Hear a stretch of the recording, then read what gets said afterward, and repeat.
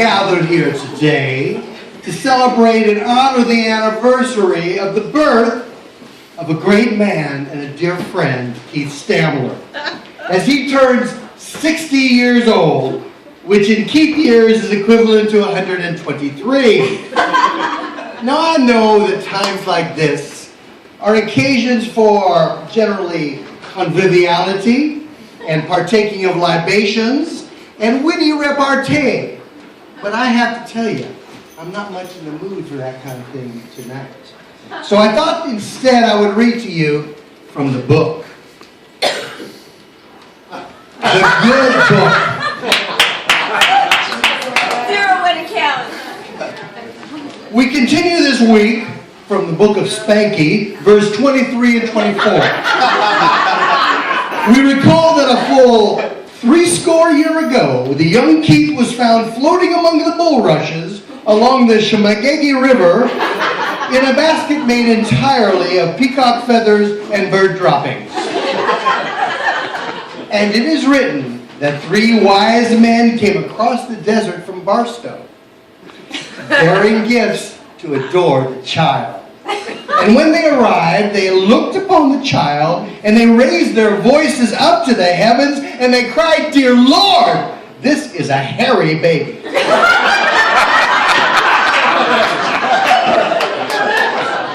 This baby's going to need to comb his wrist just to tell the time. And the Lord spoke back, and he spoke harshly. And the Lord said, "Silence, you unbelievers. This is Keith. He is the chosen one, and he shall lead you, and he shall teach you, and soon you will learn from his charity and goodwill." Where's my phone? And indeed, it was said he was so generous, he would give you the hair off his own back.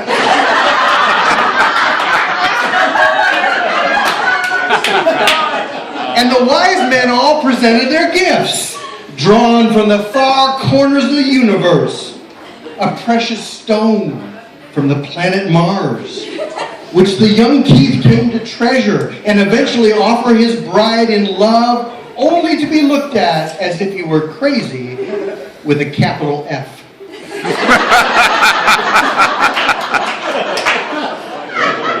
And it is written that from the far reaches of the African jungle, a giant blue parrot was brought.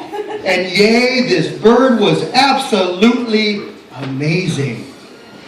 Annoying. I'm sorry. The Hebrew is a little bit difficult to understand. But the bird became a prized companion and a confidant. And the third came bearing a clear plastic dome, christened the Zeroette, which miraculously prevented splashing of physicians with blood and bodily fluids. Though his wife often wished they had given him something similar for when Keith used the bathroom and forgot to lift up the seat. And it came to pass that Keith and Vicky begat 2 children. First was Kevin. Kevin came early. He wanted to be just like Dad.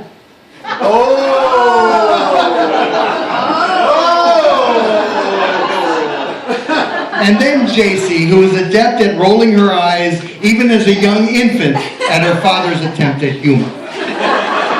And Keith became known as a scholar and a physician, well known throughout Wilmington for his diagnostic skill and his bedside manner. And even today, medical students are taught many of his famous quotes, such as, "Hey, don't pee on that, that's mine." He became enamored with Abraham Lincoln, and soon was considered a Lincoln buff and historian, which was ironic because both Keith and Abraham Lincoln hated going to the theater. Too soon? And it further came to pass that every year, Keith would regale his friends with a greeting card for the holiday season. And every year near the end of December, you could hear the laughter from the houses throughout the Southland, though often it was drowned out by the cries of, Is this supposed to be funny? Even the great Talmudic scholars would study these verses for months on end, only to finally say, wait, I don't get it. Right. And it came to pass that he formed an alliance with an extremely handsome young physician and a witty Saint Baronald of Hellerton.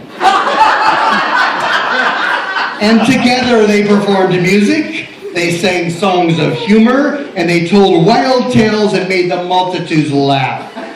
They argued and they discussed the great issues of the day: evolution, global warming, the origins of the universe, and whether a real burrito should be served with red or green sauce. And often, they were both confused, apparently by the banjo music playing in their heads. But they have remained the best of friends for a full 35 years hence. And they remember the halcyon days of their youth, when they stayed up all night, they drank shots of tequila, they body surfed all day, and now they watch their prostates like a hawk. So I ask all of you to raise your glasses in celebration to Keith. Keith, you make me laugh, and that's something I will always cherish.